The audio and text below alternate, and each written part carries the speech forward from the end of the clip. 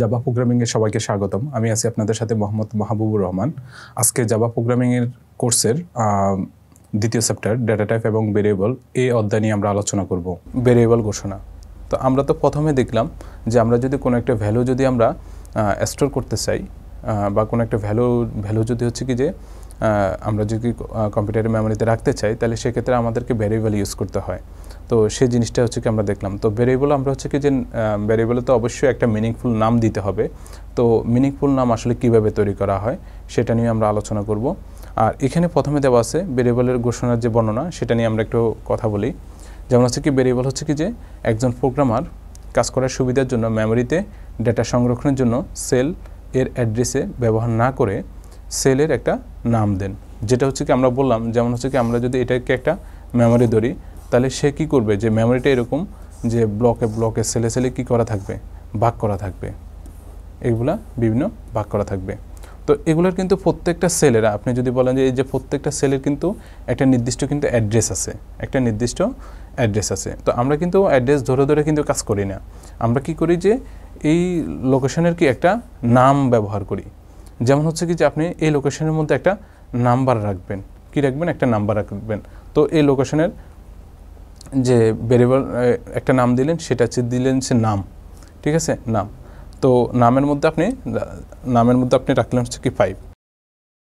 তো এখন 5টা যেহেতু ইন্টিজার, এই জন্য সামনে হচ্ছে কি ইন্টিজার এই ডাটা টাইপটা দিলেন। তো এইভাবে কিন্তু আমরা ভেরিয়েবল ডিক্লেয়ার করি যে প্রথমে যে এখানে হচ্ছে কি ভেরিয়েবলের একটা নাম দিব, অবশ্যই সেটা একটা মিনিংফুল নাম হতে হবে, যাতে নামটা পড়ে হচ্ছে আপনি বুঝতে পারবেন আমার এখানে কী টাইপের ডাটা আছে এবং কেন ডাটাটা রাখা হয়েছে, মানে নাম থেকে আপনি বুঝতে পারবেন। তো সেটার নাম একটা দিবেন, আর সেটা যেন হয় ছোটো, অনেক বিশাল যাতে না হয়। তো এটার লেখার একটা সাইজও দেওয়া আছে যে আপনি কতগুলা একটা ভেরিয়েবলের যে নাম ব্যবহার করবেন, সেক্ষেত্রে হচ্ছে কি যে ভেরিয়েবলের নামের মধ্যে কয়টা ক্যারেক্টার আপনি ইউজ করতে পারবেন। তো এটার একটা সাইজ আছে। তো অবশ্যই সেটা চেষ্টা করবেন একটা ছোট নাম এবং সেটা একটা মিনিংফুল। আবার ছোটো করতে যেয়ে আমরা অনেক সময় ABC বা XYZ বা PQR ইত্যাদি এই নামগুলো ইউজ করি। তো এটা দ্বারা হচ্ছে কি যে শুধু এ দ্বারা হচ্ছে কি যে আপনি আসলে কিছু বুঝবেন না, আসলে এটা কী টাইপের ভ্যালু রাখতেছে বা এটার কোনো মিনিং নেই। তো এটা হয়তো দেখেছে আমাদের ছোট একটা প্রোগ্রাম করার ক্ষেত্রে, তখন হচ্ছে কি আমরা যাচ্ছে তো একটা নাম ইউজ করে ফেলি, কিন্তু এটা উচিত না আর কি। যে আপনার যখন হচ্ছে কি যে একটা বিশাল সফটওয়্যার ডেভেলপ করবেন, তাহলে সেক্ষেত্রে হচ্ছে কি আপনার ভেরিয়েবলের নামটা অনেক বেশি ম্যাটার করে যে আপনি কী ধরনের নাম ইউজ করতেছেন। তো আমরা এখানে বলছি সুতরাং ভেরিয়েবল হচ্ছে একটি কন্টেনারের ন্যায়, যাতে মেমোরি অ্যাড্রেসের পরিবর্তে কোনো নামের অধীনে পরিবর্তনশীল ডাটা সংরক্ষণ করা যায়। ডাটা টাইপের উপর ভিত্তি করে জাভা ভাষায় ভেরিয়েবলকে সাধারণত কি 8টি ভাগে ভাগ করা যায়, অর্থাৎ হচ্ছে কি যেগুলো হচ্ছে কি আমাদের যে প্রিমিটিভ ডাটা টাইপ।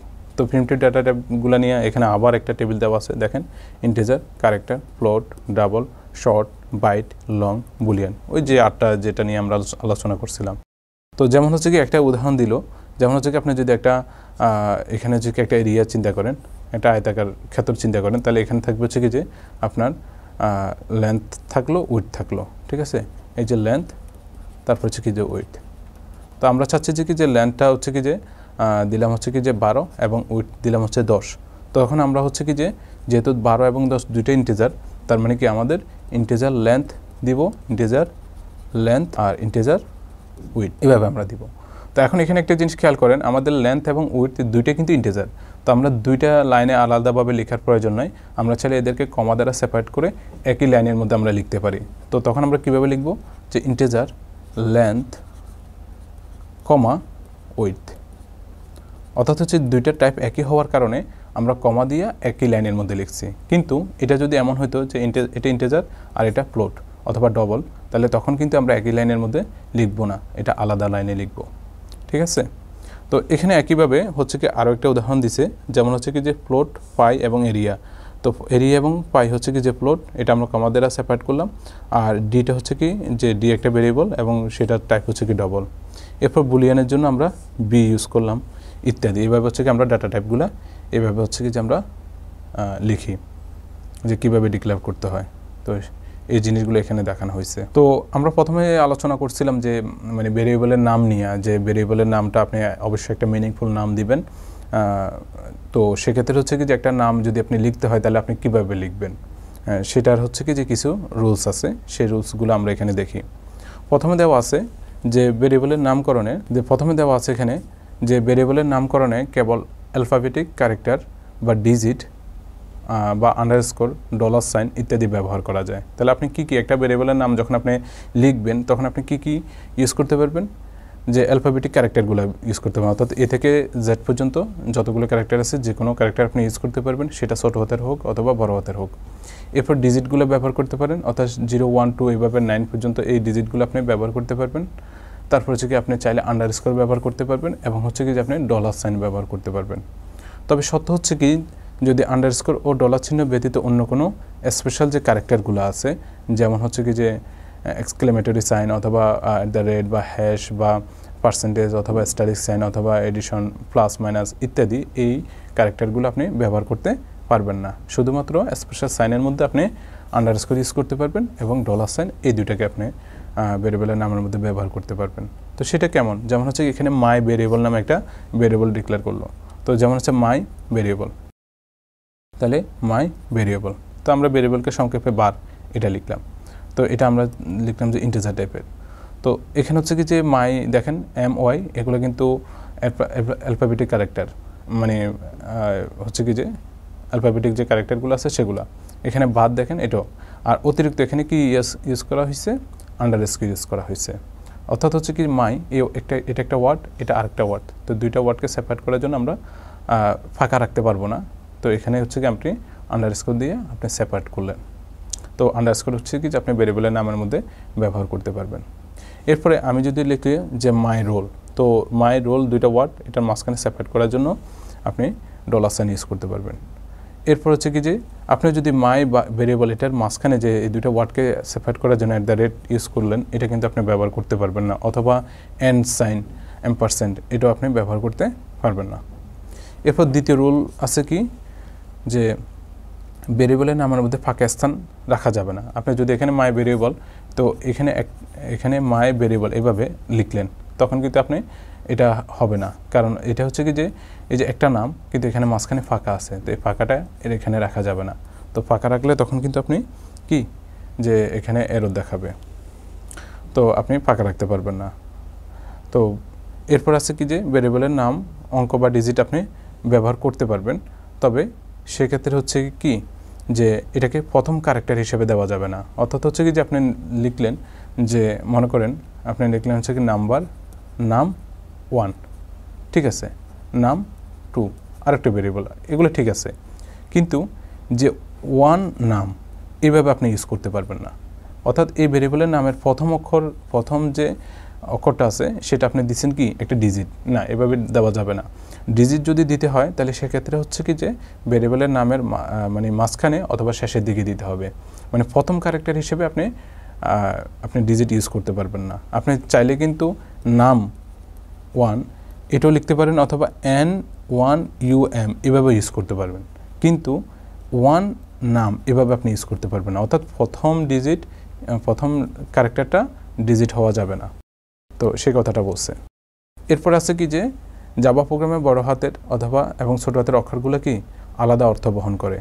তো সেক্ষেত্রে এটার ব্যাপারে খুবই সতর্ক থাকবেন। যেমন হচ্ছে কি যে কোথাও একটা ভেরিয়েবল হচ্ছে কি নাম দিলেন, এরপর যখন এটাকে কাজ করলেন তখন হচ্ছে কি এনটা বড় হাতে দিয়ে এভাবে লিখলেন।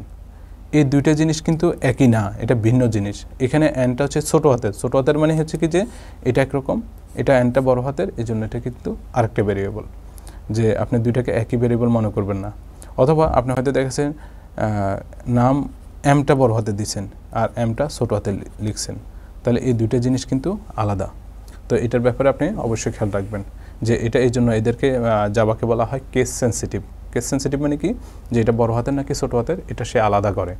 কিন্তু মানে সেন্সিটিভ যদি না হয় তাহলে সেক্ষেত্রে হচ্ছে সে দেখবে যে লেটার ঠিক আছে কিনা, অর্থাৎ ছোট হাতের এ আর বড় হাতের এর মধ্যে সে তফাৎ দেখবে না। আর যদি কেস সেন্সিটিভ হয় তাহলে সে তফাৎ দেখবে যে এইখানে এটা ছোট হাতের, এটা হচ্ছে এটা বড় হাতের।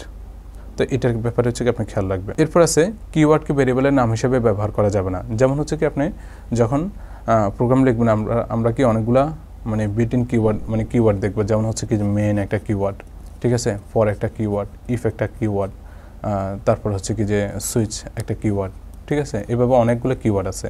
তো এই কিওয়ার্ডগুলো কিন্তু আপনার যখন মানে প্রোগ্রামিং ল্যাঙ্গুয়েজ তৈরি করা হয়েছে, ডেভেলপ করা হয়েছে, তখন কিন্তু এগুলো মানে নির্দিষ্ট একটা মানে দেওয়া আছে। তো সেজন্য নির্দিষ্ট কাজে এই ওয়ার্ডগুলো কিন্তু কিওয়ার্ডগুলো আমরা ব্যবহার করি। এখন কোনো একটা ভেরিয়েবল নেম হিসেবে এই কিওয়ার্ডগুলো আপনি ব্যবহার করতে পারবেন না। তো সেই কথাটা এখানে বলা হয়েছে, বলো যে কিওয়ার্ডকে ভেরিয়েবলের নাম হিসেবে আপনি ব্যবহার করা যায় না। যেমন মেন কোনো কিওয়ার্ড না, আচ্ছা মেন কিন্তু কিওয়ার্ড না হলেও ভেরিয়েবলের নাম হিসেবে মেন ব্যবহার করা যায় না। অবশ্যই কিওয়ার্ডের নামের এক বা একাধিক বর্ণ বড় অক্ষরে লিখে আইডেন্টিফায়ার নাম ব্যবহার করা যায়। যদি এখন ফর লিখলেন, ফরটা ছোটো হাতের কিন্তু কিওয়ার্ড, এখন আপনি F1 লিখলেন, তখন কিন্তু সেটা ব্যবহার করা যাবে। তবে এরূপ না করাই উত্তম। ঠিক আছে, এখানে হচ্ছে কি যে আপনি যদিও এটা ব্যবহার ফর ছোটো হাতের, কিন্তু আপনি অ্যাপটা বড় হাতের দিয়ে আপনি ব্যবহার করতেছেন, তো এটা ব্যবহার করা যাবে, কিন্তু ব্যবহার মানে করার জন্য কখনো হচ্ছে কি উৎসাহিত করা হয় না। এরপরে হচ্ছে কি ক্যারেক্টার বলেন, মেন বলেন, এগুলো কিন্তু বৈধ, কিন্তু আপনার ব্যবহার করা উচিত না। তো কিন্তু হচ্ছে কি যে ইন্ট, মেন, প্রাইভেট ইত্যাদি এগুলো হচ্ছে কি যে আপনি ব্যবহার করতেই পারবেন না। এগুলো হচ্ছে ব্যবহার করতে পারবেন, কিন্তু এটা করতেই পারবেন না। তো এগুলো ব্যবহার করতে পারলেও এটা ব্যবহার করা উচিত না। কারণ হচ্ছে কি যে এগুলো হচ্ছে যে ওই কিওয়ার্ডের নামের কাছাকাছি। তখন হচ্ছে কি যে আপনার হয়তো আপনি নিজে হচ্ছে কি যে একটা হয়তো প্রোগ্রাম লিখছেন, কিন্তু কিছুদিন পরে বের করে তারপর আপনি নিজে কনফিউজড হয়ে গেছেন যে আসলে এটা কি, নামের মধ্যে হচ্ছে কি একটা কনফ্লিক্ট তৈরি হয়েছে। তো এটা উচিত না। এটা হচ্ছে কি যে কখন হচ্ছে কি আপনাকে মানে কখনো উৎসাহিত করা হবে না যে এইভাবে আপনি একটা ভেরিয়েবল নেম ইউজ করেন।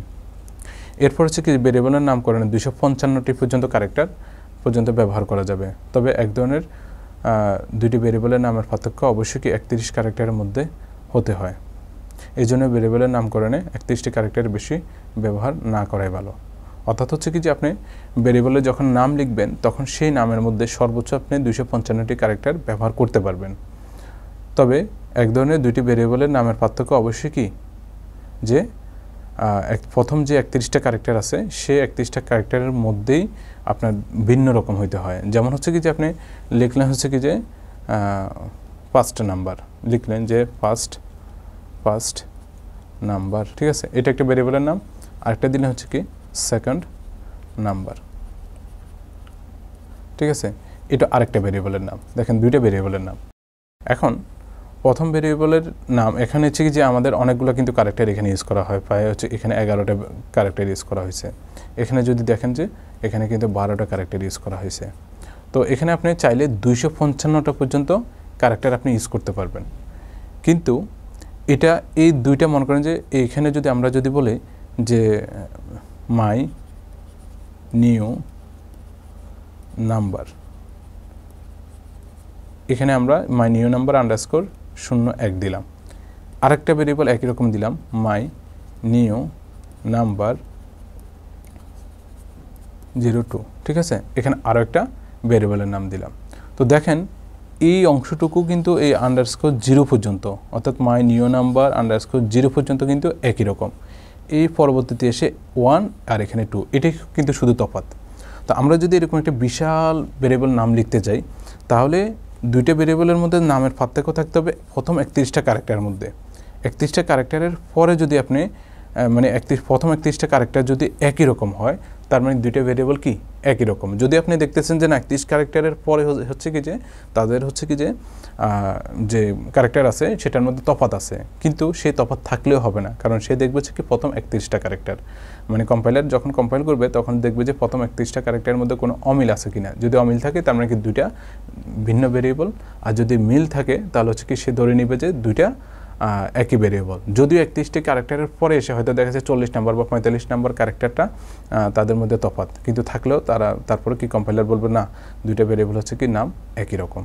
তো এই ক্ষেত্রে এই জন্য হচ্ছে কি যে আমরা আসলে 31টি ক্যারেক্টারের বেশি ব্যবহার করব না। তো আমাদের আসলে এত বড় ক্যারেক্টার ব্যবহার করে আমাদের হয়তো দেখা যাচ্ছে 2, 4, 5টা বা 10টা ক্যারেক্টার হলে কিন্তু হয়ে যায়। তো ছোটোর জন্য আর কি, যখন আপনি বড় প্রোগ্রাম লিখবেন তখন হয়তো দেখা যাচ্ছে যে এটা একটা কনসার্নের ব্যাপার হয়।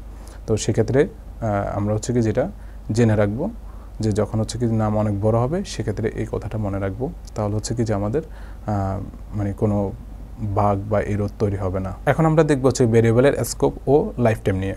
এখন স্কোপ কি এবং লাইফ টাইম, প্রথমে আসি হচ্ছে কি স্কোপ কি। কোনো একটি ভেরিয়েবলকে প্রোগ্রামের কোথায় ব্যবহার করা যাবে আর কোথায় ব্যবহার করা যাবে না তা নির্ধারণ করে দেওয়ার যে প্রক্রিয়া সেটা হচ্ছে ভেরিয়েবল স্কোপ। তো জাভা প্রোগ্রামে হচ্ছে কি জাভা ভাষায় কোনো ভেরিয়েবলের স্কোপ নির্ধারণের জন্য বিভিন্ন ধরনের টাইপ বা মডিফায়ার ব্যবহৃত হয়। তো এই টাইপগুলো এখানে দেওয়া আছে abstract, final, native, static, synchronised, transient আছে, ভোলাটাইল আছে ইত্যাদি।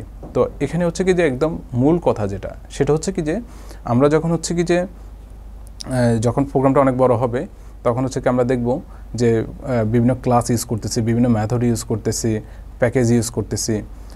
তো সেক্ষেত্রে হচ্ছে কি যে কোনো একটা ভেরিয়েবল বা কোনো একটা কোনো একটা ভেরিয়েবলকে প্রোগ্রামের কোন জায়গায় আমরা ব্যবহার করতে পারবো আর কোথায় ব্যবহার করতে পারবো না, তো এটাকে আমরা একটা রেস্ট্রিক্ট করে দেওয়া। তো এই রেস্ট্রিক্ট করে দেওয়ার জন্য আমাদের কিছু বিশেষ বিশেষ ওয়ার্ড আমরা ইউজ করি। তো সেই ওয়ার্ডগুলা হচ্ছে কি যে এখানে আমরা ভেরিয়েবল স্কোপ বলে থাকি আর কি। তো এখানে হচ্ছে কি যে যেমন হচ্ছে কি আমরা অ্যাবস্ট্রাক্ট আমরা কখন ইউজ করি, যখন কোনো একটা মেথডকে অথবা কোনো একটা ক্লাসকে যদি অ্যাবস্ট্রাকশনের এই প্রপার্টিটা যদি নিতে হয় তাহলে তখন হচ্ছে কি অ্যাবস্ট্রাক্ট কিওয়ার্ড ইউজ করি। তো আমরা যখন হচ্ছে কি যে অবজেক্ট ওরিয়েন্টেড জাভা অবজেক্ট ওরিয়েন্টেডটা দেখছিলাম তখন কিন্তু এটা আমরা আলোচনা করছিলাম। তো আপনারা চাইলে হচ্ছে কি যে অ্যাবস্ট্রাক্ট মেথড এবং অ্যাবস্ট্রাক্ট ক্লাসের যে ভিডিওটা সেটা আপনারা দেখে তারপর অ্যাবস্ট্রাক্টটা আপনি বুঝতে পারবেন। তো আমি সহজে বলে রাখি সেটা হচ্ছে কি অ্যাবস্ট্রাক্ট মেথডের বডিটা হচ্ছে কি যে ওই ক্লাসের মধ্যে দেওয়া থাকে না, ওই ক্লাসটাকে যখন আরেকটা ক্লাস ইনহেরিট করবে সেই ক্লাসের মধ্যে এই অ্যাবস্ট্রাক্ট মেথডের বডিটা এখানে দেওয়া থাকবে, ঠিক আছে। তো ফুললি অ্যাবস্ট্রাক্ট ক্লাস যদি হয় তখন সেটাকে আমরা ক্লাস বলি না, তখন সেটাকে আমরা ইন্টারফেস বলি। তো এটা নিয়ে আমরা যখন হচ্ছে কি প্রোগ্রাম করব তখন আপনি আরও ভালোভাবে বুঝবেন। তো এখনই ভয় পাওয়ার কিছু নাই, একটু ধৈর্য ধরেন, আমরা যখন প্রোগ্রামগুলো লিখব তখন আরও ভালোভাবে বুঝবেন।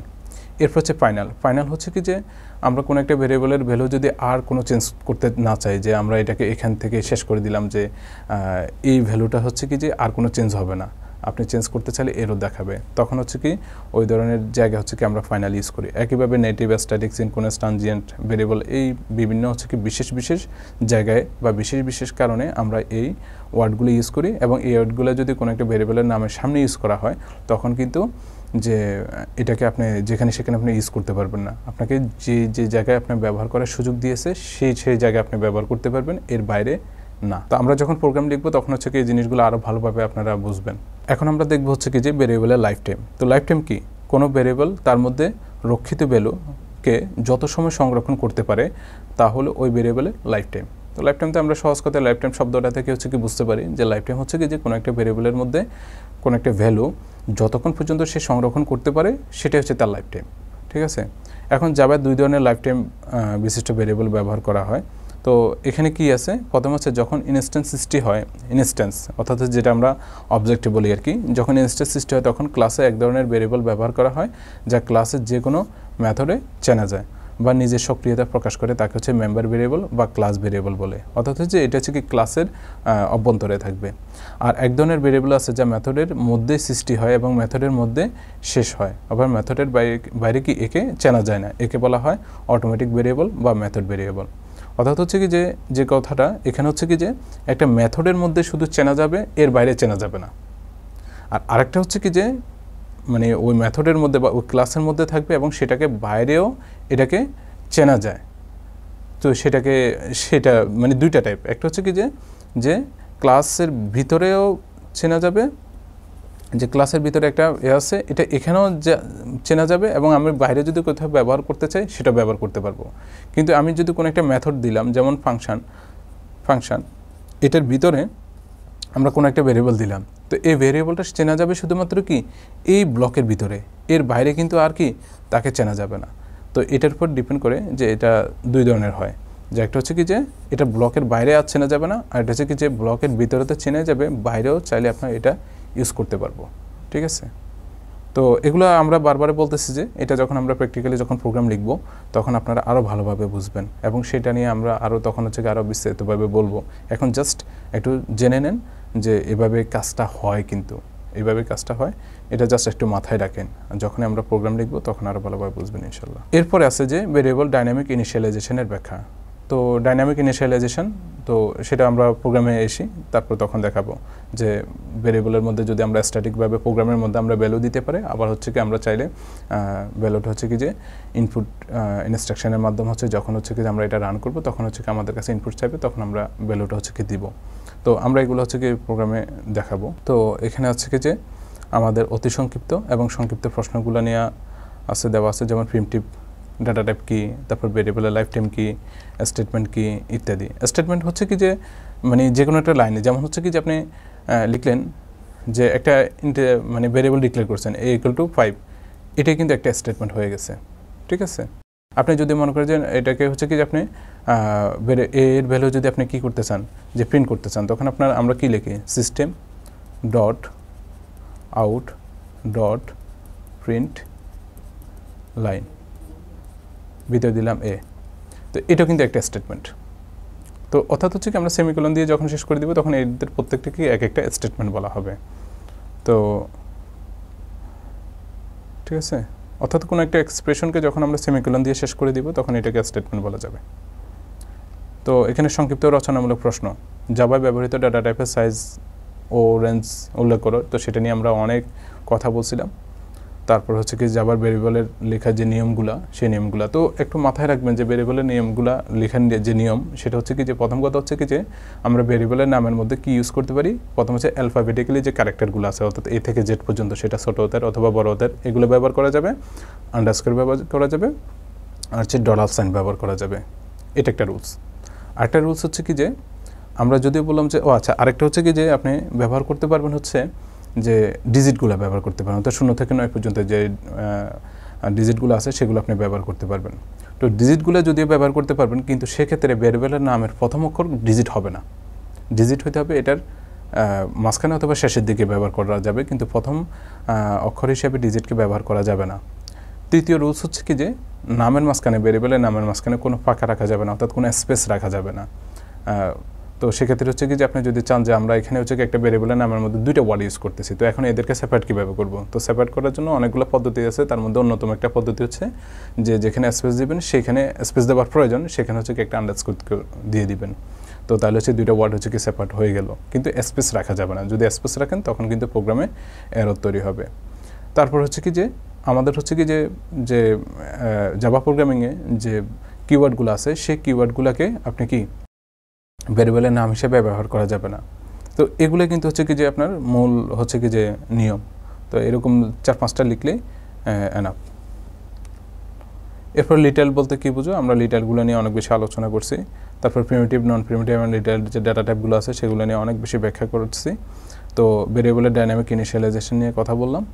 তো এখন যদিও আমাদের হচ্ছে কি স্লাইডটা শেষ, কিন্তু আমরা দেখব হচ্ছে যে মানে এটা হচ্ছে কি মানে যখন হচ্ছে কি যে আপনি যে কোনো একটা প্রোগ্রামিং ল্যাঙ্গুয়েজ নিয়ে যদি মানে শিখতে চান, ল্যাঙ্গুয়েজ যদি আপনি জানতে চান বা শিখতে চান, তাহলে সেক্ষেত্রে কখনও যে বই পড়ে বা কোনো একটা আর্টিকেল পড়ে বা এইভাবে কথা একটা ভিডিও দেখে কিন্তু আপনি শেষ করতে পারবেন না। তখন হচ্ছে কি যে আপনি যখন কাজ করতে যাবেন তখন হচ্ছে কি প্রবলেমে পড়বেন।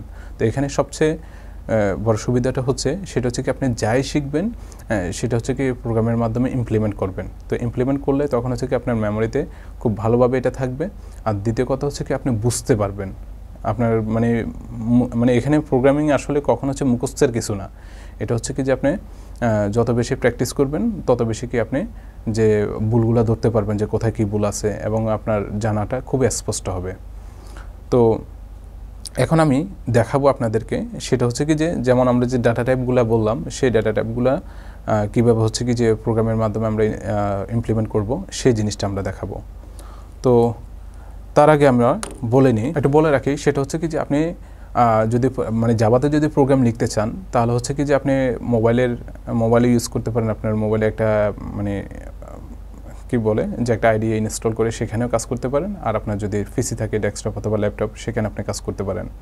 তো যাদের হচ্ছে কি যে ডেস্কটপ বা ল্যাপটপ যদি থাকে, যাদের কাছে পিসি আছে, তারা কি করবেন যে জাভা প্রোগ্রামিংটা হচ্ছে করার জন্য যে টুলসগুলো আছে সেই টুলসগুলো আপনি ইনস্টল করবেন, তারপর কাজ করবেন।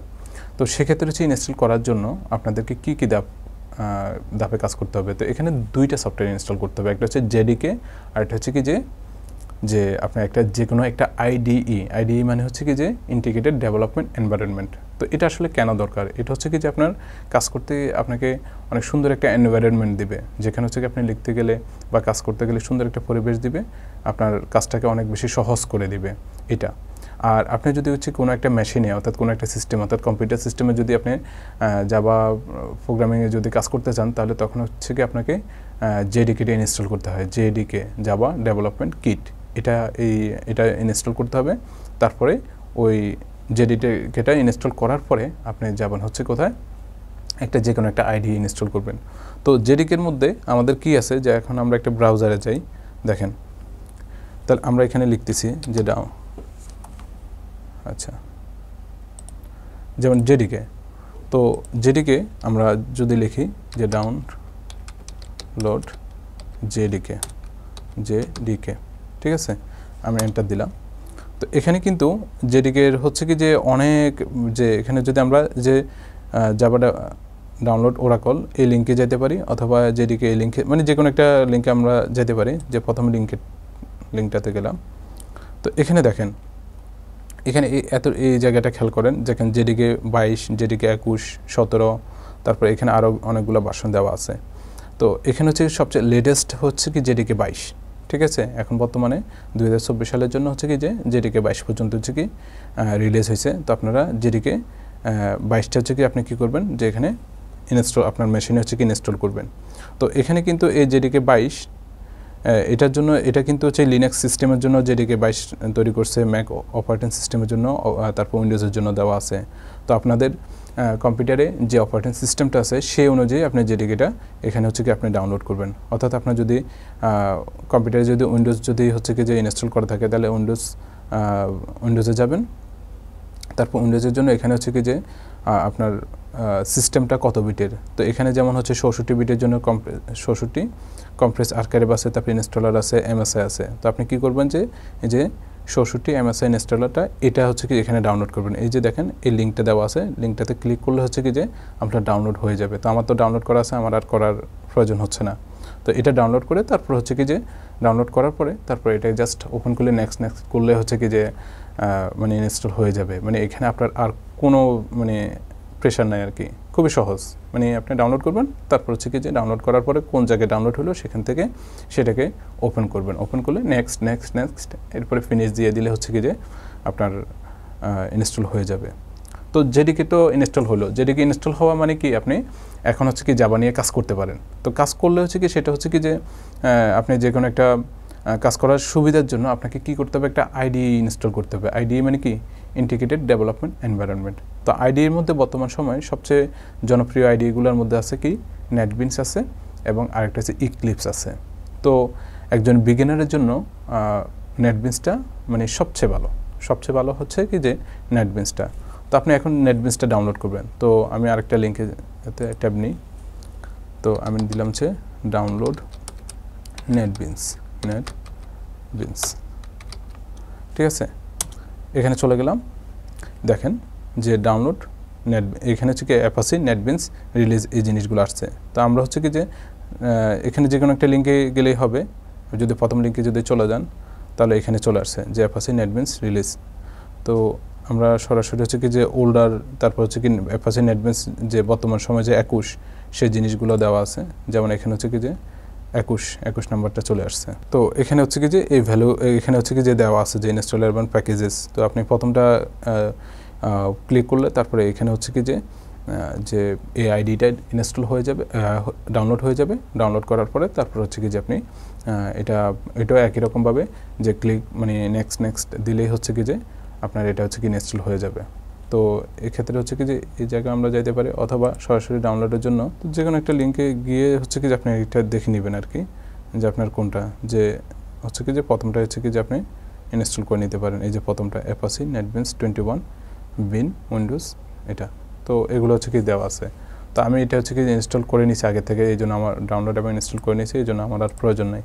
তো আমরা এখানে হচ্ছে কি যে এই যে দেখেন আমরা হচ্ছে কি যে এটা করছি, এটা হচ্ছে এই জায়গায় দেখেন ডাউনলোডস আমার এখানে দেওয়া আছে যে প্রোগ্রামস, দেখেন অ্যাপাচি নেটবিনসটা আমি এখানে করে নিছি। আর এখানে হচ্ছে কি যে আরেকটা হচ্ছে কি জেডিকেটা দেওয়া আছে, দেখেন দুইটাই দেওয়া আছে, জেডিকে 22 আর অ্যাপাচি নেটবিনসের বর্তমানে সবচেয়ে আপডেট ভার্সন দেওয়া আছে 21। তো 21 এই দুইটাকে আমরা হচ্ছে কি জাস্ট এখানে ক্লিক করলেই হচ্ছে কি যে আপনার ইনস্টল হয়ে যাবে, তো অতিরিক্ত কোনো ঝামেলা নেই। তো এখন সব কিছু যখন হয়ে গেছে তখন কিন্তু আপনার ডেস্কটপে কিন্তু এই যে অ্যাপাচি নেটবিনসের কিন্তু আইকনটা কিন্তু চলে আসছে। তো এখানে ক্লিক করলে ওপেন হয়ে যাবে। আর যদি এখানে যদি আপনার ডেস্কটপে যদি আইকনটা না আসে তাহলে হচ্ছে কি আপনি কী করবেন, যে এই যে উইন্ডোজের সার্চ বারে গিয়ে তারপর হচ্ছে কি যে আপনি এটাকে খুঁজতে পারেন, যে এখানে লিখে যে এই যে নেটবিনস, এটা অ্যাপাচি নেটবিনস, এটা সার্চ করতে পারেন নেটবিনস, এই যে চলে আসছে। তো এখানে এসে ক্লিক করলে হচ্ছে কি যে ওপেন হয়ে যাবে। তো আমার তো এখানে আইকনটা চলে আসছে, তার মানে কি আমাদেরকে আর টেনশন করতে হবে না। তো এখানে হচ্ছে আইকনটাতে আমি ক্লিক করলাম, দেখেন এটা ওপেন হচ্ছে, খুব সুন্দর একটা উইজেট আসছে। তো এখন এটা তো হচ্ছে কি যে আমি এখানে হচ্ছে কি আপনাদের জন্য আগে থেকে একটা প্যাকেজ তৈরি করে রাখছি। এই যে দেখেন লেফটের টপে দেখেন টেস্ট প্রজেক্ট 1, এবং এটার ভিতরে হচ্ছে একটা ক্লাস তৈরি করে রাখছি, টেস্ট ক্লাস ডট জাভা। তো আপনি চাইলে হচ্ছে কি যে আমি তো তৈরি করে রাখছি, তো এখন আপনি যদি এখান থেকে নতুনভাবে শুরু করতে চান তখন আপনি কোথায় যাবেন, ফাইলে যাবেন, ফাইলে গিয়ে নিউ প্রজেক্ট এখানে ক্লিক করবেন। তারপর হচ্ছে কি যে এখানে যে কোনো ক্যাটাগরি থেকে যে কোনো একটা চুজ করতে পারেন, যে জাভা উইথ ম্যাভেন, তারপর হচ্ছে কি গ্রেডল, তারপর অ্যান্ড, তারপর হচ্ছে মানে যেটা নিয়ে আপনি কাজ করতে চান। তো আমরা হচ্ছে কি অ্যান্ড নিয়ে কাজ করতে চাচ্ছি, তো এখানে নেক্সট। তারপর হচ্ছে কি এখানে হচ্ছে কি প্রজেক্টের একটা নাম দিবেন, যেমন আমি টেস্ট প্রজেক্ট 1 দিছি, আপনারা যে কোনো একটা নাম দিতে পারেন, ঠিক আছে, এটা নাম দিতে পারেন। যেমন হচ্ছে কি আপনি চাচ্ছেন যে নাম দিচ্ছেন হচ্ছে কি যে এক্সাম্পল প্রজেক্ট, এরকম একটা নাম দিচ্ছেন। তারপরে এখানে হচ্ছে প্রজেক্ট নেম, প্রথমটাতে প্রজেক্ট নেম, তারপরে লোকেশনটা, আমি প্রজেক্টটা কোথায় আমরা সেভ করতে চাচ্ছি। তো আমরা হচ্ছে কি সি ড্রাইভের ইউজার, তারপর ডকুমেন্টসের মধ্যে এই নেটবিনস প্রজেক্ট এটার মধ্যে রাখতে চাচ্ছি। তো আপনি যদি লোকেশনটা চেঞ্জ করতে চান তাহলে হচ্ছে ব্রাউজারে ক্লিক করে তারপর আপনি লোকেশনটা আপনি কোথায় দিবেন সেটা আপনি ঠিক করে দিতে পারেন। এরপর হচ্ছে কি প্রজেক্ট যে ফোল্ডার, সেই ফোল্ডারটা কি সেটা আপনি দেখতে পাবেন আর কি। যখন হচ্ছে কি আপনি প্রজেক্টের লোকেশনটা বলে দিবেন তখন হচ্ছে কি যে আপনি ফোল্ডারের প্রজেক্ট ফোল্ডার কোথায় আছে সেটাও আপনি বলে দিতে পারবেন। এরপর হচ্ছে কি যে মেন ক্লাস, অর্থাৎ হচ্ছে কি যে এই প্রজেক্টের মেন ক্লাসটা কোনটা হবে সেটার নামটা ঠিক করে দেওয়া। তো মেন ক্লাসের নামটা হচ্ছে কি এখানে দেখেন প্রথম ডটের আগ পর্যন্ত এই অংশটুকু হচ্ছে কি যে আমাদের প্রজেক্টের জন্য প্রজেক্টের নাম যেটা সেটা, এরপরে কি এই অংশটুকু আপনি চেঞ্জ করে দিতে পারবেন, আপনার যে আপনার মেন ক্লাসের নাম কি সেটা আপনি চেঞ্জ করে দিতে পারবেন। তো আপনারা যদি মনে করেন যে না আমি এখানে হচ্ছে কি যে ক্লাসের নাম দিব না, এটা যখন হচ্ছে কি যে ওপেন করব তখন হচ্ছে কি যে আমরা মেন ক্লাসের নামটা দিব, তখন আপনি চাইলে এখানে জাস্ট টিক চিহ্নটা তুলে দিবেন, তাহলে এটা ডিজেবল হয়ে গেল। তো তখন ফিনিশ দিলে আপনি যখন হচ্ছে কি যে ওপেন করবেন তখন হচ্ছে কি আপনি ক্লাসের নামটা ইচ্ছামতো একটা নাম দিতে পারবেন। আর যদি চান যে এখানেই নামটা দিয়ে শুরু করবেন তাহলে নামটা দিয়ে তারপর ফিনিশ দিয়ে দিলে হয়ে যাবে। তো আমরা সেই কাজটা করছি, তো সেই কাজটা আমি করে রাখছি। তো আমরা হচ্ছে কি আমাদের প্রজেক্টের নাম দিয়েছি টেস্ট প্রজেক্ট 1, আর সেটার মধ্যে আমরা ক্লাসের নাম দিয়েছি টেস্ট ক্লাস জাভা। তো আমরা এটা জাস্ট ওপেন করলাম, তো ওপেন করলে আমাদের এরকম একটা জিনিস আসছে। তো এখানে এটা আমি জাস্ট সব কিছু আমি ডিলিট করে দিলাম সিম্পল। তাহলে এখানে কি একদম ফাঁকা হয়ে আছে। তো আমাদের কিন্তু ক্লাসের নামটা কিন্তু হচ্ছে কি যে টেস্ট ক্লাস ডট জাভা, এটাই হচ্ছে কি আমাদের ক্লাসের নাম। তো আমরা যদি ক্লাসটা প্রথমে লিখি যে পাবলিক ক্লাসের নামটা, তো ক্লাসের নামটা আমরা দিছিলাম যে টেস্ট ক্লাস, ঠিক আছে। তাহলে টেস্ট ক্লাসটা আমরা দিয়ে দিলাম।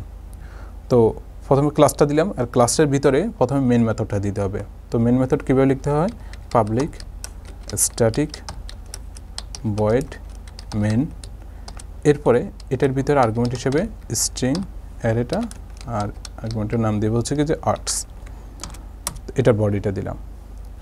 এরপরে এখানে প্রথমে আমরা সিম্পল একটা মেসেজ আমরা প্রিন্ট করতে চাচ্ছি। তো মেসেজ যদি আমরা প্রিন্ট করতে যাই তাহলে আমাদেরকে লিখতে হয় যে system dot out dot print line, এরপর এখানে একটা মেসেজ যেমন আমি দিলাম যে আই লাভ জাভা, এরকম সিম্পল একটা মেসেজ আমরা জাস্ট দিয়ে দিলাম। তাহলে এখানে কী কাজ করলাম, প্রথমে হচ্ছে কি যে আমাদের ক্লাসের নামটা দিলাম পাবলিক ক্লাস, এসে হচ্ছে পাবলিক একটা কিওয়ার্ড, ক্লাস আরেকটা কিওয়ার্ড, তারপর আমাদের ক্লাসের নামটা। তো ক্লাসের নাম এখানে যা আছে সেটাই, এখানে ক্লাসের নামটা টেস্ট ক্লাস ডট জাভা। তো এখানে ক্লাসের নামটা হচ্ছে টেস্ট ক্লাস, এই টেস্ট ক্লাসটা দিলাম। তারপর হচ্ছে কি যে প্যারেন্থেসিস শুরু করলাম আর এই প্যারেন্থেসিস শেষ করলাম। তো এটার ভিতরে হচ্ছে কি আমরা মেন মেথডটা দিলাম। তো তো মেন মেথডটা লেখার সিস্টেম হচ্ছে পাবলিক স্ট্যাটিক ভয়েড, তারপরে মেন মেথড মেইন, তারপর হচ্ছে কি যে এটার আর্গুমেন্ট হিসেবে স্ট্রিং আর্গস এটা আমরা দিয়ে দিলাম। এরপর হচ্ছে কি যে এটার মধ্যে হচ্ছে কি আমরা চাচ্ছি যে আই লাভ জাভা এই মেসেজটা জাস্ট প্রিন্ট করব। তো প্রিন্ট করার জন্য আমাদেরকে কমান্ড লিখতে হয় এভাবে যে system dot out dot print line, ঠিক আছে। আর এই স্টেটমেন্টটা শেষ করতে হবে অবশ্যই সেমিকোলন দিয়ে, শেষ। তার মানে কি একটা সিম্পল প্রোগ্রাম হয়ে গেছে। এখন আমরা সেভ করব। তো সেভ করার জন্য হচ্ছে কি আমরা কন্ট্রোল সেভে ধরে এস দিয়ে দিলে কিন্তু সেভ হয়ে গেছে, ঠিক আছে। তো আমরা এরপরে এখন এই প্রোগ্রামটা আমরা কি করব, যেটা রান করব, যে এটার আউটপুটটা কি আসার কথা আই লাভ জাভা, তো আই লাভ জাভা আসে কিনা। তো এখানে দেখেন যে এখানে হচ্ছে কি যে কিছু আইকন আছে, যেমন হচ্ছে এই প্রথম যে আইকন এটার নাম হচ্ছে, এটা হচ্ছে কি এটা যদি আপনি ক্লিক করেন তাহলে আমরা যে প্রোগ্রামটা লিখছি যে প্রজেক্টটা এক্সিস্ট আছে এটা হচ্ছে রান হবে। দ্বিতীয় আইকনটা দ্বারা এখানে কি হবে যে প্রজেক্টটা হচ্ছে ডিবাগ হবে। আর সর্বশ্রেষ্ঠ হচ্ছে কি যে আমাদের প্রোফাইল প্রজেক্ট যেটা এটা হচ্ছে কি যে এখানে কি কি আছে, প্রোফাইল প্রজেক্ট আছে, তারপর অ্যাটাচ টু প্রজেক্ট আছে, তারপর অ্যাটাচ টু এক্সটার্নাল প্রসেস, এইভাবে ইত্যাদি আছে। তো আমরা সরাসরি এখন ডিবাগ করব না, ডিরেক্ট হচ্ছে কি আমি রান করতে চাচ্ছি। তো রান করলে হচ্ছে কি যে এখানে দেখেন আবার এখানে যদি আমি ক্লিক করি তাহলে এটা রান হচ্ছে। রান হয়ে দেখেন এখানে হচ্ছে আমাদের আউটপুটটা দেখাচ্ছে যে আই লাভ জাভা, এটা কিন্তু আমাদেরকে প্রিন্ট করে দেখাইছে। তো এটাই ছিল হচ্ছে কি যে একটা সিম্পল প্রোগ্রাম আমরা কীভাবে লিখব, তো সেটাই আমরা দেখাইলাম, ঠিক আছে। তো এখন আপনাদের এটা দেখেই মনে হতে পারে যে এটা এমন কেন, বা পাবলিক কি, স্ট্যাটিক কি, ভয়েড কি, বা মেইন কি, বা এটাই আগে এখানে ভিতরে কেন দিচ্ছি, না দিলে কি হইতো না যে। তো এগুলো নিয়ে আমরা প্রথমে একটু আলোচনা করে নিই। জাভা প্রোগ্রামিংয়ের ডেটা টাইপস এবং ভেরিয়েবল থিওরিটিক্যাল পড়াশোনা হচ্ছে কি এতটুকুই। তো এর পরবর্তী ক্লাসে আমরা আলোচনা করব যেগুলো হচ্ছে কি আমরা থিওরিটিক্যাল আলোচনা করেছিলাম, সেগুলো হচ্ছে কি যে প্রোগ্রামিংয়ের মাধ্যমে কিভাবে ইমপ্লিমেন্ট করা যায় সেই জিনিসগুলো হচ্ছে কি আমরা দেখব। অর্থাৎ হচ্ছে কি যে কীভাবে ভেরিয়েবল ডিক্লেয়ার করতে হয় এবং সেখানে হচ্ছে কি যে বিভিন্ন ধরনের ডাটা নিয়ে কীভাবে কাজ করতে হয়, অর্থাৎ ডাটাগুলোকে কীভাবে প্রসেস করতে হয়, ডিক্লেয়ার ডেফিনেশন ইত্যাদি করা লাগে। তাহলে সেই জিনিসগুলো আমরা পরবর্তী ক্লাসে আমরা আলোচনা করব। আজকের ক্লাসে জাভা প্রোগ্রামিংয়ের ডেটা টাইপস এবং ভেরিয়েবলস যে অধ্যায়টির আমরা থিওরিটিক্যাল আলোচনা করছি সেটার প্র্যাকটিক্যালি আমরা দেখব। তো প্র্যাকটিক্যালি দেখার জন্য আমরা প্রথমে কি করলাম, এখানে হচ্ছে কি যে আপনাদের পিসিতে অর্থাৎ ডেস্কটপ অথবা ল্যাপটপে আপনারা কি করবেন যে জাভা প্রোগ্রাম এক্সিকিউট করার জন্য যে টুলসগুলো আমাদের ইনস্টল করা দরকার সেগুলো করে নেবেন। তো এখানে দুইটা জিনিস করা লাগবে, একটা হচ্ছে কি যে আপনাদেরকে জেডিকে ইনস্টল করতে হবে, আর আরেকটা হচ্ছে কি যে আপনি জাভাতে কাজ করার জন্য যে কোনো একটা আইডি ইনস্টল করবেন। তো আইডির মধ্যে হচ্ছে কি যে কোনো একটা আইডি, সেটা হতে পারে নেটবিস হতে পারে, অথবা ইক্লিপস হতে পারে, অথবা অন্য কোনো যে কোনো একটা আইডি। তো আর জেডিকের মধ্যে যে লেটেস্টের যে ভার্সনটা আছে সেটাই আপনারা ইনস্টল করবেন। তো আমরা এখানে ইনস্টল করে নিছি যে আমাদের হচ্ছে আমরা জেডিকে 22 ভার্সন সেটা আমরা ইনস্টল করছি। আর ইক্লিপস হচ্ছে কি যে একদম লেটেস্ট যেটা 2024-এর সেটা আমরা হচ্ছে কি যে এখানে ইনস্টল করছি। তো এটা হচ্ছে কি যে আমাদের এই যেটা আপনারা স্ক্রিনে দেখতে পাচ্ছেন যে এটা হচ্ছে আমরা নেটবিনসে একটা সিম্পল প্রোগ্রাম কিভাবে এখানে নিয়ে কাজ করব সেই জিনিসটা এখানে দেখানো হয়েছে। তো এখানে আমরা প্রথমে আসি, একটা প্রোগ্রাম যদি আপনি যখন নেটবিনসটা ওপেন করবেন তখন এরকম দেখাবে। তো এখানে হচ্ছে কি যে আপনি কীভাবে একটা প্রজেক্ট নতুন করে হচ্ছে কি যে আপনি ওপেন করবেন, ক্রিয়েট করবেন এবং সেটা ওপেন করে তারপর কাজ করবেন। তো সেই জন্য হচ্ছে কি আপনি এখানে ফাইলে যাবেন, ফাইলে গিয়ে নিউ প্রজেক্টে ক্লিক করবেন, তারপর হচ্ছে কি নিউ প্রজেক্টের এখানে হচ্ছে কি কী টাইপের সেই প্রজেক্টটা করবেন। এখানে হচ্ছে কি যে বিভিন্ন ক্যাটাগরি আছে, যেমন হচ্ছে কি জাভা উইথ ম্যাভেন আছে, জাভা উইথ গ্রেডল আছে, তারপর জাভা উইথ এন্ট আছে, HTML5 জাভা স্ক্রিপ্ট ইত্যাদি। তো আমরা এখানে কাজ করবো হচ্ছে মূলত জাভা উইথ এন্ট দিয়ে। তো জাভা উইথ এন্ট এটা হচ্ছে কি সিলেক্ট করে তারপর আমরা নেক্সট করব। নেক্সট করার পরে তারপর একটা প্রজেক্ট নেম দিব ইচ্ছা মতো, যে কোনো একটা আপনার পছন্দের অথবা যে আপনার প্রজেক্টের সাথে রিলেটেড একটা নাম আপনি এখানে দিবেন। এর পরবর্তীতে হচ্ছে যে এখানে হচ্ছে কি যে প্রজেক্ট লোকেশন, অর্থাৎ হচ্ছে কি এই প্রজেক্টটা আপনি আপনার হার্ড ড্রাইভে কোথায় স্টোর করতে চাচ্ছেন সেটার হচ্ছে পাথটা এখানে বলে দিবেন। যেমন আমাদের এখানে প্রজেক্টের লোকেশনটা দেওয়া আছে সি ড্রাইভের ইউজার ফোল্ডারের ইউজার, তার মধ্যে ডকুমেন্টস, তার মধ্যে হচ্ছে নেটবিনস প্রজেক্টের মধ্যে এটা দেওয়া আছে। তো আপনি যদি চান যে এরকম একটা আপনারও ডিফল্ট একটা এরকম লোকেশন চলে আসবে, তো আপনি যদি চান যে না এই লোকেশন আপনি রাখবেন না, তাহলে হচ্ছে কি ব্রাউজ করে এটার জন্য আপনি যে লোকেশনে রাখতে চান, আপনি ডেস্কটপে অথবা যে কোনো জায়গায় আপনি যেখানে রাখতে চান সেই ফোল্ডারটা আপনি সিলেক্ট করে দিবেন। তো করে দিলে তারপরে সেটা লোকেশনের এখানে এটা চলে আসবে। এরপর হচ্ছে কি প্রজেক্ট ফোল্ডার, অর্থাৎ কোন ফোল্ডারে আপনি রাখতে চাচ্ছেন। তো সেই জিনিসটা এটা কিন্তু ওই লোকেশনটা যখন বলে দিবেন তো অটোমেটিক এখানে প্রজেক্ট ফোল্ডারটা চলে আসবে, অর্থাৎ এখানে আর আপনাকে নতুন করে কিছু করতে হবে না। এরপরে নিচের দিকে আসেন, দেখেন ক্রিয়েট মেন ক্লাস। তো আপনারা যদি চান যে আমাদের প্রজেক্টের মধ্যে তো এক বা একাধিক ক্লাস থাকবে, তো ক্লাস যদি থাকে তাহলে এখানে মেন ক্লাসটার নাম কি হবে, সেই মেন ক্লাসের নামটা আপনারা চাইলে এখানে দিয়ে দিতে পারেন। এখানে দেখেন প্রথমে জাভা অ্যাপ্লিকেশন 2 ডট, তারপর হচ্ছে কি যে ক্লাস। এখানে প্রথমটা হচ্ছে কি আমাদের প্রজেক্টের নাম, আর পরেরটা হচ্ছে পরের অংশটুকু হচ্ছে, অর্থাৎ ডটের পরের অংশটুকু জাভা ডট অ্যাপ্লিকেশন 2, এটা হচ্ছে কি আমাদের ক্লাসের নাম।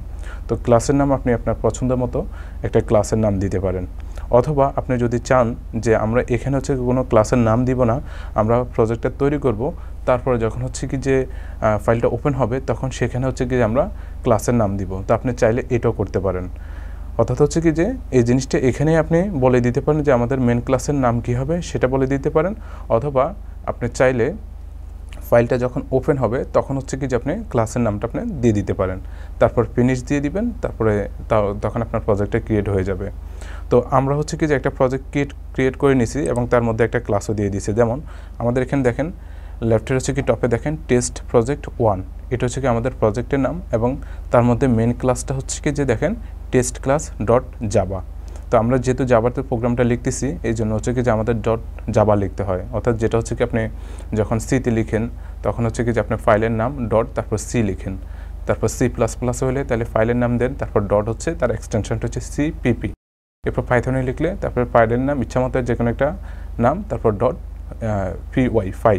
এভাবে আমরা কিন্তু একটা এক্সটেনশন দিই। একইভাবে জাভা প্রোগ্রামের যদি ফাইলের নাম যদি দিতে চান তাহলে সেটা এক্সটেনশনটা হবে ডট জাভা, আর এর আগে আপনি ইচ্ছা মতো যে কোনো একটা নাম আপনি দিতে পারেন।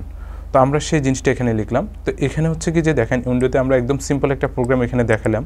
তো এটার মূলত হচ্ছে কি যে কাজ কি বা একটা জাভা প্রোগ্রাম কিভাবে শুরু করতে হয় সেই জিনিসটা আলোচনা করার জন্য আমরা এরকম একটা সিম্পল জাভা প্রোগ্রাম লিখলাম। প্রথমে আমরা কি করলাম, আমরা হচ্ছে কি যে একটা ক্লাসের নাম, যেটা হচ্ছে কি আমরা টেস্ট ক্লাসের নাম দিলাম হচ্ছে টেস্ট ক্লাস, এবং যেহেতু টেস্ট ক্লাস একটা ক্লাস এই জন্য ক্লাসের নামের আগে ক্লাস এই কিওয়ার্ডটা আপনাদেরকে অবশ্যই দিতে হবে। অর্থাৎ কোনো একটা ক্লাস যদি আপনি ক্রিয়েট করেন তাহলে তার নামের আগে প্রথমে ক্লাস কিওয়ার্ডটা আপনাকে ইউজ করতেই হবে।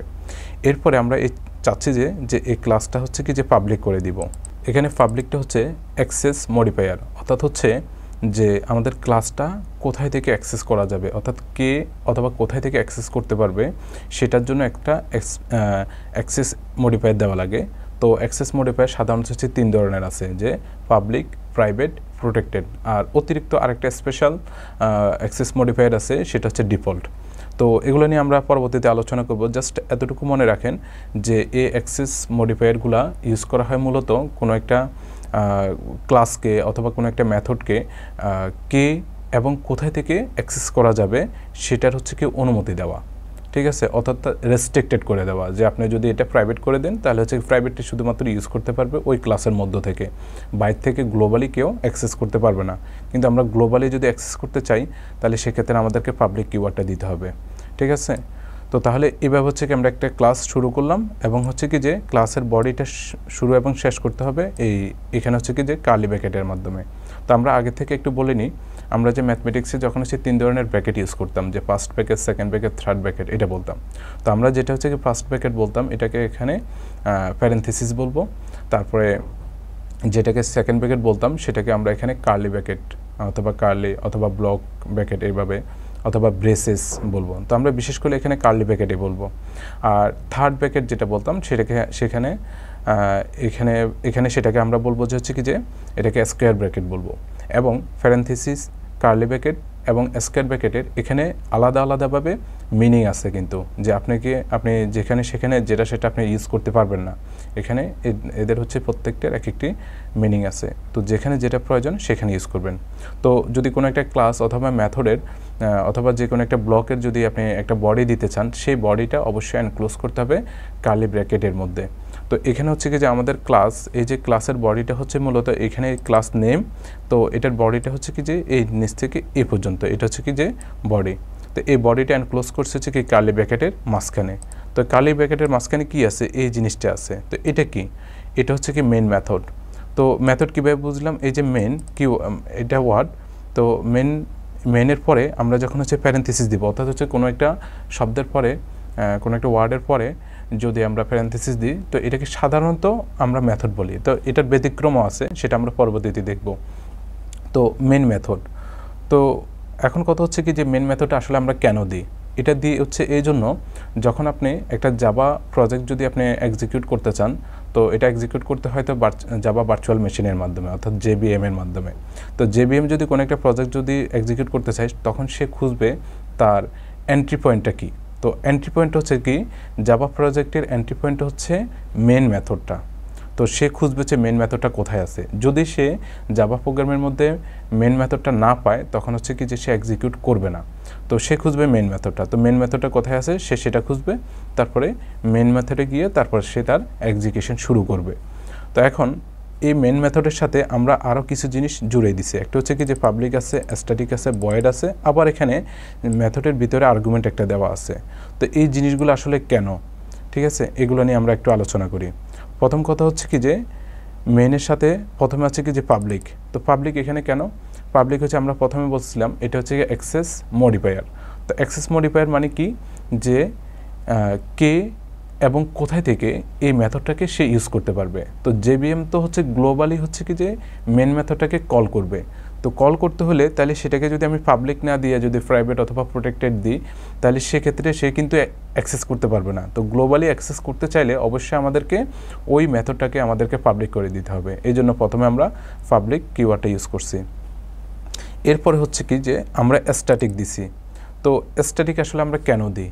স্ট্যাটিক দিই হচ্ছে এই জন্য, কোনো একটা মেথড যদি কোনো একটা ক্লাসের সাথে রিলেটেড কোনো একটা মেথডকে যদি আমরা স্ট্যাটিক করে দিই, এটার মানে হচ্ছে ওই মেথডকে অ্যাক্সেস করার জন্য ওই ক্লাসের কোনো অবজেক্ট তৈরি করতে হবে না, অর্থাৎ ইনস্ট্যান্সিয়েট করতে হবে না। তো ইনস্ট্যান্সিয়েট যদি করতে হয়, তাহলে সেক্ষেত্রে হচ্ছে আপনি ওই মেথডকে আপনি স্ট্যাটিক করতে পারবেন না। তো স্ট্যাটিক করার মানে হচ্ছে যে ওই মেথডকে অ্যাক্সেস করার জন্য তাহলে যে মেথডটা যে ক্লাসের আন্ডার আসে সেই ক্লাসের মানে অবজেক্ট ইনস্ট্যান্সিয়েট করার প্রয়োজন নাই, ডিরেক্ট আপনি ইউজ করতে পারবেন। তো এখানে যদি আমরা এই যে আমরা মেন মেথডটাকে যখন কল করছি, এটা তো জেবিএম মানে গ্লোবালি কল করছে, তখন কিন্তু সে অবজেক্টের মাধ্যমে যে এই মেন মেথডটা আছে কার মধ্যে, টেস্ট ক্লাস, এই ক্লাসের মধ্যে। তো আমরা কিন্তু টেস্ট ক্লাসের একটা অবজেক্ট তৈরি করে তারপরে জাভা ভার্চুয়াল মেশিন কিন্তু মেন মেথডকে কল করে নাই, সে ডিরেক্টলি জাভা ভার্চুয়াল মেশিন বা জেবিএম সরাসরি মেন মেথডকে কল করছে। তো কল করার ক্ষেত্রে তাহলে সেক্ষেত্রে হচ্ছে কি যে কোনো অবজেক্ট যেহেতু ক্রিয়েট করে নাই, তো ক্রিয়েট করার এখানে সম্ভাবনা, তাহলে ক্রিয়েট করে যেহেতু সম্ভব না, তার মানে আমাদের মেন মেথডটাকে কী করতে হবে, স্ট্যাটিক করতে হবে। যদি আমরা স্ট্যাটিক না করি তাহলে অবজেক্ট ক্রিয়েট করতে হবে। তো অবজেক্ট ক্রিয়েট করা যেহেতু সম্ভব না, তার মানে কি যদি আমরা স্ট্যাটিক না করি তাহলে হচ্ছে কি এখানে এরর দেখাবে, সে মেন মেথডটাকে মানে অ্যাক্সেস করতে পারবে না। তো এই জন্য হচ্ছে কি আমাদেরকে মেন মেথডটাকে স্ট্যাটিক করে দিতে হবে। তো তাহলে হচ্ছে আশা করি আপনারা স্ট্যাটিকের মানে বুঝছেন। আমি আবার বলতেছি, কোনো একটা মেথডকে যদি স্ট্যাটিক করেন তাহলে হচ্ছে কি যে ওই মেথডকে অ্যাক্সেস করতে ওই ক্লাসের কোনো অবজেক্ট ইনস্ট্যান্সিয়েট করার প্রয়োজন নাই। যদি স্ট্যাটিক না করেন তাহলে হচ্ছে কি যে মেথডটা যে ক্লাসের মধ্যে আসে সেই ক্লাসের অবজেক্ট তৈরি করে তারপরে সেই অবজেক্টের মাধ্যমে সেই মেথডটাকে কল করতে হবে। তো আমাদের মেন মেথডটা যেহেতু কল করতেছে জেবিএম, তাহলে সেজন্য যে এখানে অবজেক্ট ক্রিয়েট করার কোনো সুযোগ নেই। তো এই জন্য আমাদেরকে কী করতে হবে, মেন মেথডটাকে স্ট্যাটিক করে দিতে হবে। এরপরে আছে হচ্ছে কি যে ভয়েড। ভয়েড হচ্ছে একটা রিটার্ন টাইপ, একটা রিটার্ন টাইপ। তো রিটার্ন টাইপে হচ্ছে কি যে মেন মেথডটা যখন হচ্ছে এটা প্রসেস করা শেষ হয়ে যাবে, যখন প্রোগ্রামটা শেষ হয়ে যাবে, তখন হচ্ছে কি মেথডটা কী করবে, যে একটা ভ্যালু রিটার্ন করবে। যদি রিটার্ন করে তাহলে সেটা কী টাইপের রিটার্ন করবে, সেটা কি ইন্টিজার টাইপের নাকি ফ্লোট বা ডবল টাইপের নাকি ক্যারেক্টার, মানে কী টাইপের সেটা বলে দিতে হবে। আর যদি কোনো ভ্যালু যদি রিটার্ন না করে তাহলে সেক্ষেত্রে হচ্ছে কি যে ভয়েডে দিতে হবে। তো আমাদের এখানে হচ্ছে কি যে জেবিএমকে আমাদেরকে কোনো মেথডের কোনো ভ্যালু আমাদেরকে রিটার্ন করতে হয় না। তো রিটার্ন যেহেতু না করতে হবে না, তাহলে সেক্ষেত্রে আমরা এখানে ভয়েড কিওয়ার্ডটা আমরা ইউজ করব। তো এরপরে আছে যে মেন মেথডের ভিতরে যে এই প্যারেনথেসিসের ভিতরে আমরা এখানে দেখতেছি স্ট্রিং, তারপরে হচ্ছে কি যে কার্লি কী বলে স্কোয়ার ব্র্যাকেট, তারপর হচ্ছে কি যে আর্গুমেন্টস। এটার মানে হচ্ছে যে স্ট্রিং টাইপের একটা অ্যারে, স্ট্রিং টাইপের একটা অ্যারে। তো স্ট্রিং টাইপের অ্যারেটা এটা আসলে কেমন, এটা কি জন্য? এটা হচ্ছে কি কমান্ড লাইন আর্গুমেন্টকে স্টোর করার জন্য এই জিনিসটা লিখতে হয়। তো এটাকে আমরা এভাবেও লিখতে পারি অথবা আমরা ভিন্নভাবে লিখতে পারি, অর্থাৎ স্ট্রিং দিব, তারপর স্পেস দিব, তারপর আর্গুমেন্টসের সাথে ওই স্কোয়ার ব্র্যাকেটটা আমরা দিয়ে দিব, এটাও করতে পারি। অথবা স্কোয়ার ব্র্যাকেটটাকে আমরা স্ট্রিং তো হচ্ছে কি আসলে এটা একটা ডাটা টাইপ, যে অর্থাৎ হচ্ছে কি আর্গুমেন্ট হচ্ছে কি যে আপনার অ্যারে নাম আর স্ট্রিংটা হচ্ছে ডাটা টাইপ।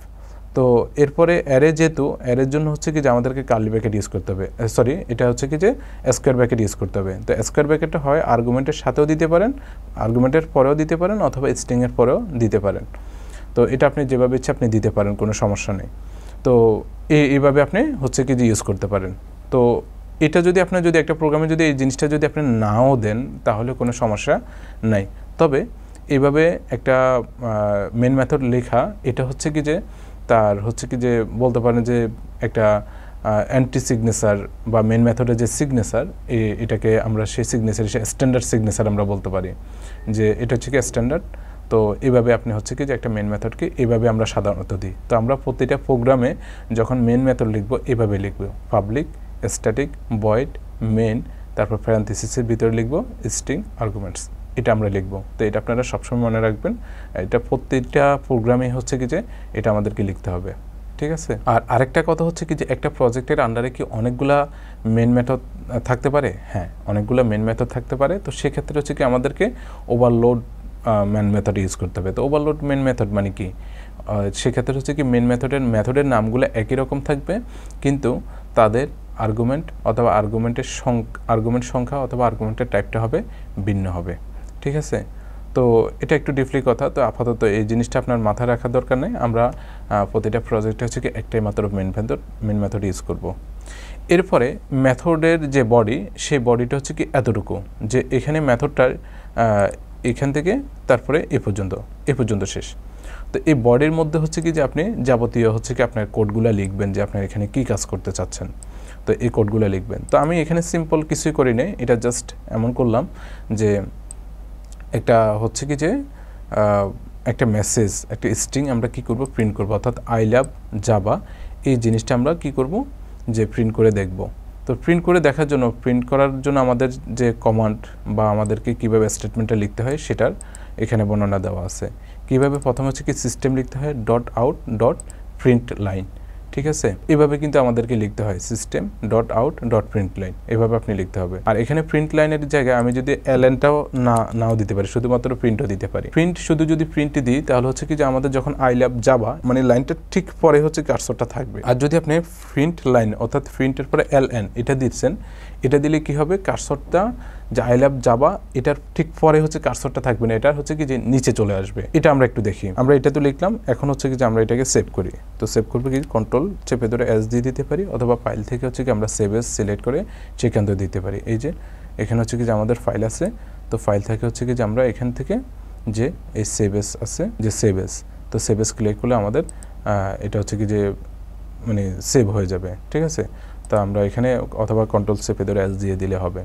তো আমরা এখন হচ্ছে কি রান করি। তো রান করার জন্য হচ্ছে কি যে আমাদের এখানে যে আইকন, এই যে দেখেন যে রান প্রজেক্ট, এই যে উপরে যে সবুজ রঙের যে বাটনটা আছে যে রান প্রজেক্ট, তো এখানে ক্লিক করলে এটা রান করবে। তো ক্লিক করলাম, তো ক্লিক করলে দেখেন যে আই লাভ জাভা এই জিনিসটা কিন্তু চলে আসছে, এবং build successfully total time 0 second, অর্থাৎ এই সবুজ কারের যে লেখাটা এটা কিন্তু পরের লাইনে চলে আসছে। আচ্ছা যাই হোক, আমরা এখানে হচ্ছে কি যে প্রিন্ট লাইন এলএনটা যদি আমি বাদ দিয়ে দিই, এরপর আমি সেভ করলাম, কন্ট্রোল চেপে ধরে এস দিলাম, আমরা এটাকে রান করি। রান করলে তখন দেখেন, তখন কিন্তু এই যে বিল্ড সাকসেসফুলি এই জিনিসটা কিন্তু ওই আই লাভ জাভা এটার কিন্তু পাশেই কিন্তু বসে গেছে। তাহলে মানে আশা করি বুঝছেন যে আসলে প্রিন্ট আর প্রিন্ট লাইনের মধ্যে তফাৎ কী। শুধুমাত্র প্রিন্টে দিলে তাহলে এর পরবর্তীতে যে লেখাগুলো আছে সেটা কিন্তু ওই মেসেজের মানে ওই লেখার আমরা যেটা আউটপুট চাচ্ছি সেটার পরেই কিন্তু বসবে। আর যদি আমরা প্রিন্ট লাইন দিই তার মানে কি এক লাইন নিচে চলে আসবে। এটা সবচেয়ে ভালো যে আমরা প্রিন্ট লাইন ইউজ করব, তাহলে হচ্ছে কি যে আমাদের অতিরিক্ত লেখাটা আমাদের কি হবে, নিচে চলে আসবে। তো তাহলে হচ্ছে কি এটা আমাদের আউটপুটটা দেখতে খুব স্পষ্ট মনে হবে। তো আমরা রান করে দেখি, এই আই লাভ জাভা এটা দেখাইছে।